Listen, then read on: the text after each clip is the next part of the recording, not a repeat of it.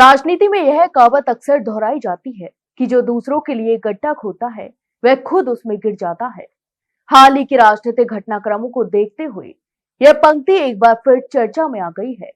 आरोप प्रत्यारोप, जातीय समीकरण और राजनीतिक चालों के बीच राजस्थान की सियासत में बयानबाजी तेज होती जा रही है, जिसमें कुछ नेताओं पर समाज को बांटने और राजनीतिक लाभ उठाने की कोशिश के आरोप लगाए जा रहे हैं।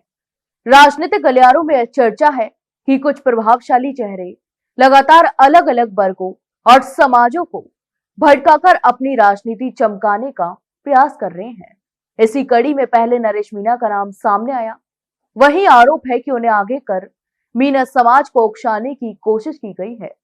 हालांकि समर्थकों का दावा है कि नरेश मीणा ने इस प्रयास को नकारते हुए खुलकर जातिवाद के खिलाफ सख्त रुख अपनाया है और मंच से ही साफ संदेश भी दिया है कि समाज को बांटने की राजनीति स्वीकार नहीं की जाएगी। इस घटनाक्रम के बाद सियासी बयानबाजी और तेज हो गई है। इसके बाद मामला दलित राजनीति की ओर बढ़ा, तो वहीं टीकाराम जूली के नाम को लेकर दलित वर्ग को साधने की कोशिशों की चर्चा भी होने लगी है। इसी बीच आरोप सामने आए हैं कि पार्टी के भीतर ही नेता प्रतिपक्ष के पद को लेकर खींचतान चल रही है। राजनीतिक विश्लेषकों के अनुसार इस विवाद ने कई अंदरूनी समीकरणों को उजागर कर दिया है और यह सवाल भी उठने लगा है, क्या सच में कुछ नेता अपने स्वार्थ के लिए सामाजिक एकता को नुकसान पहुंचा रहे हैं? इन सभी घटनाओं के बीच कांग्रेस पीसीसी अध्यक्ष गोविंद सिंह डोटासरा पर भी निशाना साधा जा रहा है। तो वहीं आलोचकों का कहना है कि जब पार्टी के भीतर या उनके अपने समाज से जुड़े कुछ विधायकों पर भ्रष्टाचार के आरोप सामने आए तो उनकी भूमिका और जिम्मेदारी पर सवाल उठना स्वाभाविक है।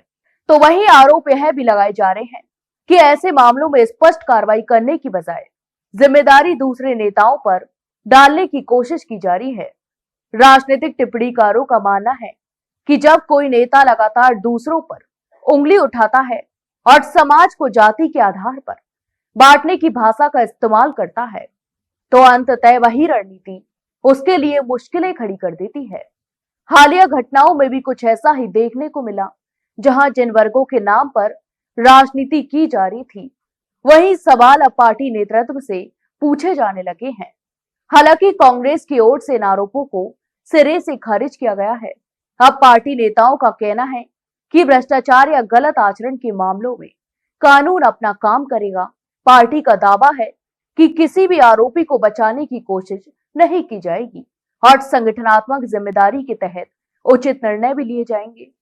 कुल मिलाकर राजस्थान की राजनीति इस समय आरोपों, जवाबों और जातीय समीकरणों के इधर उधर घूम रही है। अब आने वाले दिनों में यह देखना बड़ा ही साफ होगा कि विवाद केवल बयानबाजी तक सीमित रहते हैं या फिर इनके आधार पर कोई ठोस राजनीतिक और संगठनात्मक कार्रवाई सामने आती है। लेकिन इतना तो तय है कि दूसरों के लिए गड्ढा खोदने की राजनीति अब खुद नेताओं के लिए चुनौती बनती जा रही है। तो आपके इस पूरे मामले पर क्या राय है, हमें कमेंट बॉक्स में कमेंट करके जरूर बताएं और वही वीडियो को लाइक और शेयर जरूर करें और हाँ, चैनल को सब्सक्राइब करना ना भूलें। फिलहाल के लिए इतना ही, जल्द मिलते एक नई जानकारी के साथ। तब तक के लिए नमस्कार।